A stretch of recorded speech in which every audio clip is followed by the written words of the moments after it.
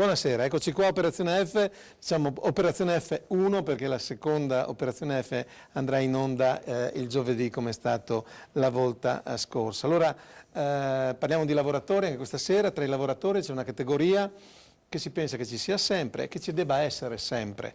C'è una categoria che se non c'è sono guai, ma soprattutto si odono alti lamenti, forti lamenti quando manca, quando ce n'è poca, eccetera, eccetera.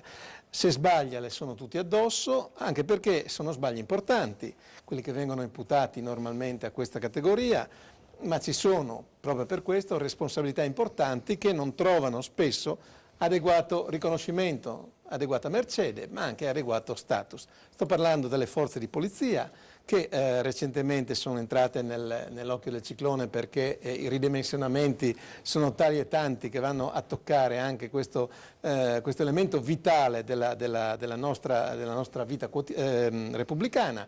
E niente, stasera ne parliamo con tranquillità, cercando di capire quali sono effettivamente le problematiche. Allora, Raffaele Padrone è una figura ormai nota da queste parti, segretario UGL della Polizia, Friuli Venezia Giulia. Buonasera. Abbiamo letto l'articolo sul Friuli che ha dato la stura, a dire la verità, anche a questa trasmissione, e volevo capire, appunto, tornando proprio al discorso di come vive un poliziotto, se lo stipendio cala invece di crescere, se è bloccato, sì, va bene, non siamo nelle metropoli, ma comunque diciamo che si spende forse anche qualcosina di più da queste parti. Come si fa a sbarcare il lunario? Come fa un poliziotto a sbarcare un lunario? Il lunario lo sbarca cercando di andare a fare i servizi che oggi gli sono diciamo reclusi, che sono quelli del straordinario. Cioè ci sono colleghi... Non sono reclusi, io capisco, sì, preclusi, perché la polizia penitenziaria andava bene. No, ma guardi, sa perché?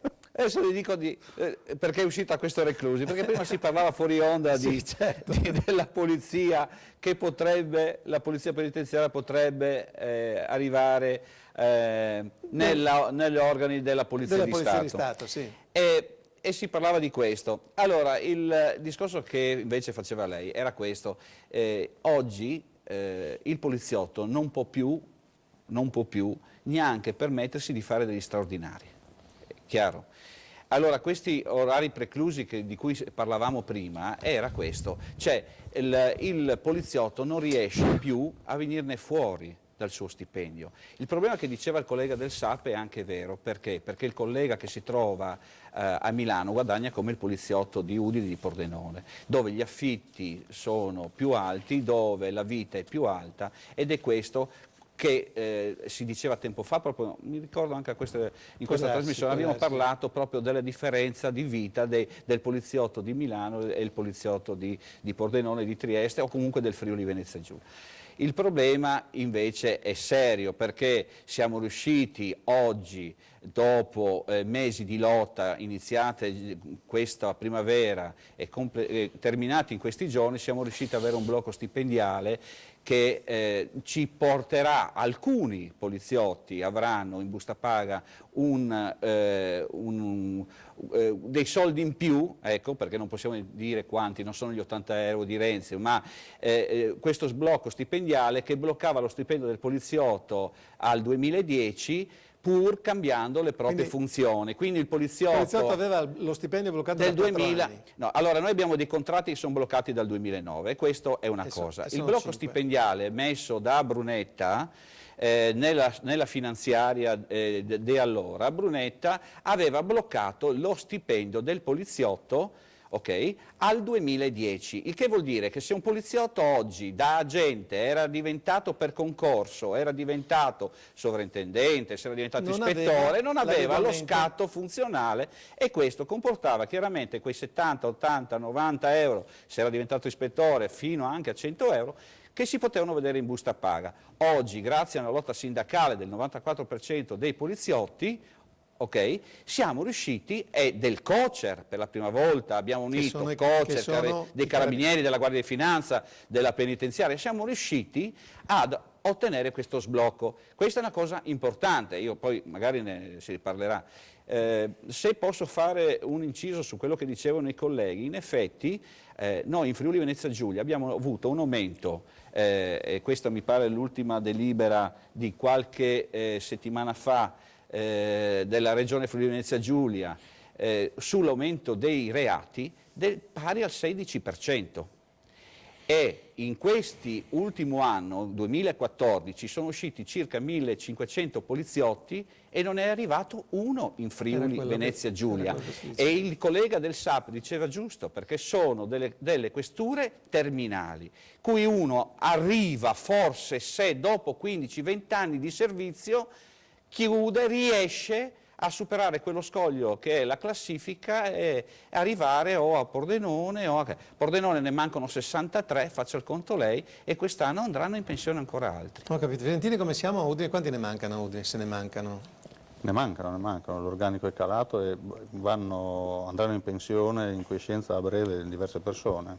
Ho capito, quindi ancora ulteriori difficoltà. Guardi, i commissariati sono già sotto organico, per esempio, i commissariati che tra l'altro per i quali è prevista, vogliono tutti quanti andare avanti col discorso della chiusura. Sì, poi ne parliamo anche di questo. No? A me interessava invece parlare di una cosa molto particolare. Prima c'era una trasmissione sportiva, no?